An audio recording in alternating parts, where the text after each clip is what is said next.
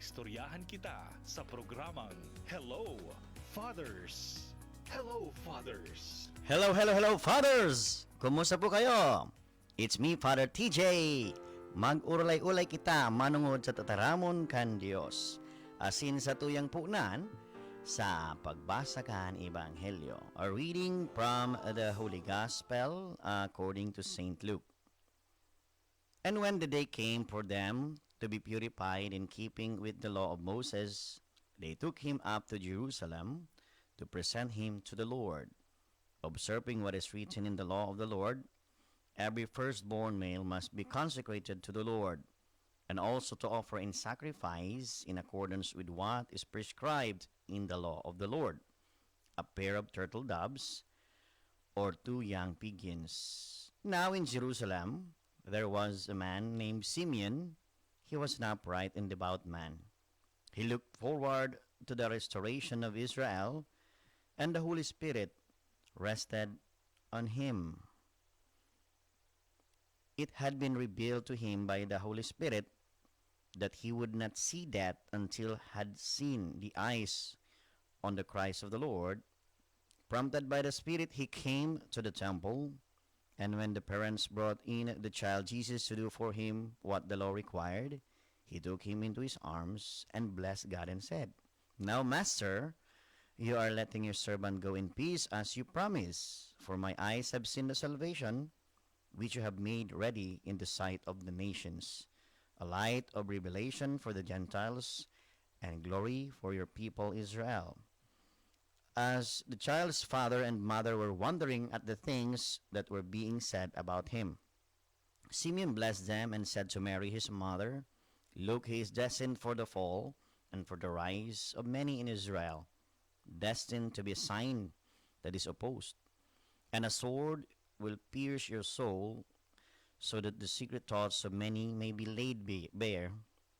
There was a prophetess too, Anna, the daughter of Phanuel, of the tribe of Asher. She was well on years, her days of girlhood over. She had been married for 7 years before becoming a widow. She was now 84 years old and never left the temple, serving God night and day with fasting and praying. She came up just at the moment and began to praise God. And she spoke of the child to all who looked forward to the deliverance of Jerusalem. When they had done everything the law of the Lord required, they went back to Galilee, to their own town of Nazareth. And as the child grew to maturity, he was filled with wisdom, and God's favor was with him. The Gospel of the Lord. Hello sa inyo gabos, mga katiwala, mga kalakbay, mga kahubinisan. Kumusta sa inyong aldaw? Kumusta sa inyong mga buhay?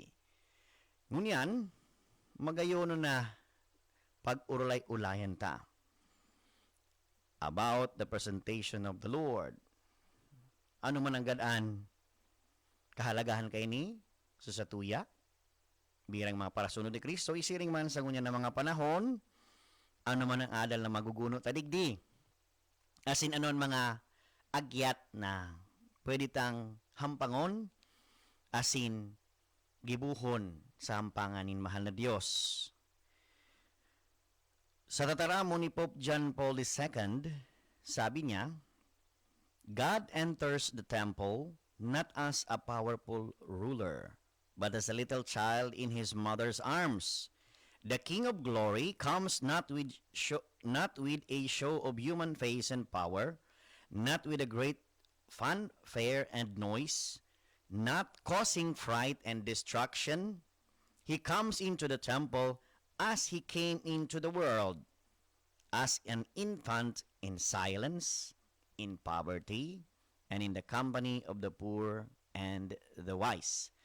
Magayon po ini na pagirumdom na itinataos sa tuya ni St. John Paul II, asin ang sayang pagurop-hurop manunungod sa satuyang kagurangnan when he was presented in the temple. Bakung makapangyarihan, kundi sa tuya na nawiwilihan haraning madulukan ninhulita sa saing kapaa kumbabaan. On February 2, we observe the feast of the presentation of the Lord, honoring Jesus Christ's presentation in the temple when he was a young child. And natata ginibo ini. Primero, fulfillment of the old covenant. Jesus' presentation in the temple reflects how he fulfills the old covenant according to the Old Testament law. A sacrifice had to be offered in the temple when a child was consecrated to the Lord. Mary and Joseph honor this tradition as describes in Luke chapter 2 verse 22 to 24. Siring sanahin ninyo ta kasubago. Kaya an sa tuyang kagurangnan, minsan sa sayang kahalangkawan, nagpakumbaba, asin nagsumiter sa kabutan. Kan hinahagad kan katugunan. Siring man, sarong dakulao na pagpahiling, kan kahalagahan kan living a consecrated life. On this day, we also reflect, or this occasion of the presentation of the Lord reflects also the gift of consecrated life. While the momentary satisfaction of selfish living ultimately leads to emptiness, living a life of holiness dedicated to God's service will give true contentment and peace. Sa mismong tataramo ni Pope Francis, sabi niya, consecrated life is born and reborn of an encounter with Jesus as He is, poor, chaste, and obedient. And while worldly life soon leaves our hands and hearts empty, life in Jesus fills us with peace to the very end. As in the Gospel, where Simon and Anna came happily to the sunset of their lives with the Lord in their arms and joy in their hearts. Primero, mailing tadigdi, mga katiwala, mga kalakbay, mga kahobenesan, consecrated life is a gift. May mga itinao o itinalaan ang Diyos na mga tao na maako kaini, namundag sinda na ininananggad an sa indang padumanan. Asin magay na hiling tadigdi sa presentation of the Lord, we see two. Si Simeon, asin si Ana. Okay?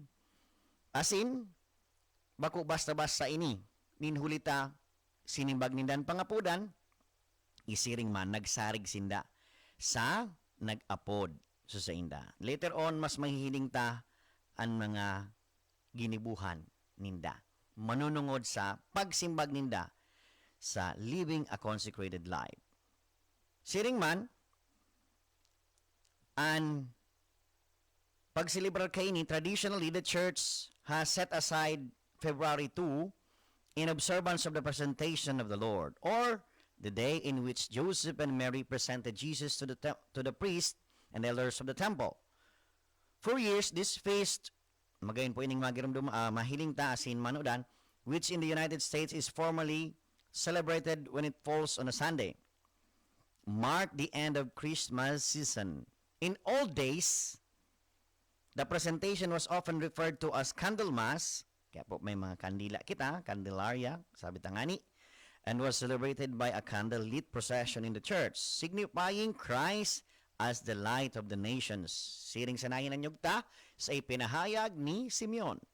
Known originally as the Feast of Purification of the Blessed Virgin, the Feast of the Presentation of the Lord is relatively ancient celebration. We know that the church at Jerusalem was observing the feast as early as the first half of the 4th century, and likely earlier. According to the Jewish law, the firstborn male child belonged to God, and the parents had to buy him back on the 40th day after his birth by offering a sacrifice of a pair of turtle doves or 2 young pigeons in the temple. Thus, the presentation of the child on that same day, the mother would be ritually purified, thus needs purification. Saint Mary and Saint Joseph kept this law, even though since Mary remained a virgin after the birth of Christ, she would not have had to go through ritual purification. In the Gospel, Luke chapter 2, verse 22 to 39 recounts the story. Originally, the feast was celebrated on February 14. Oh, February 14, Valentine's Day. February 14, the 40th day after Epiphany. Because Christmas wasn't yet celebrated as its own feast. And so, the Nativity, Epiphany, the baptism of the Lord, and the feast celebrating Christ's first miracle, the wedding in Cana, were all celebrated on the same day. By the last quarter of the 4th century. However, the church at Rome had begun to celebrate the Nativity on December 25, as we now celebrate it, so the feast of the presentation was moved to February 2, 40 days later. When Christ was presented in the temple, there was a man in Jerusalem named Simeon, and this man was just and devout, waiting for the consolation of Israel. So, here, mahihiling ta ng mga katiwala, mga kalakbay, mga kahobinisan. So, pagdusay kan buhay ni Simeon bilang sarong nag-atang kan sa bilog na pagkabuhay para sa mahal na Diyos, sa paglingkod sa mahal na Diyos. As sinahiling taman sa saro, an saro na nagdusay man kan sa buhay. Si prophetess Anna. Kaya magayon minsan siring ang halimbawa na pinapahiling ninda. Na sabi ko kasubago, mga katiwala, mga kalakbay, mga kahobinisan, and living a consecrated life is first a calling, and at the same time, kung ang tao nagsimbag sa pangapunan na ini, tunay na pagdusay kan sa buhay. Because of the words of the canticle, a light to reveal to the revelation of the Gentiles, by the 11th century, the custom had developed in the West of blessing candles on the feast of the presentation. The candles were then lit and a procession took place through the darkened church while the canticle of Simeon was sung. Because of this, the feast also became known as Candlemas, Candelaria, while the procession and blessing of the candles is not often performed in the United States today. Candlemas is still an important feast in any or many European countries. So magayon, ano ang mga gigibuhon ta sa pagselebrar ka ini o ante sa pagselebrar kan Candelaria, the presentation of the Lord? Ano mga pilitang paghurup-hurupan, gibuhon bago ang selebrasyon na ini? So,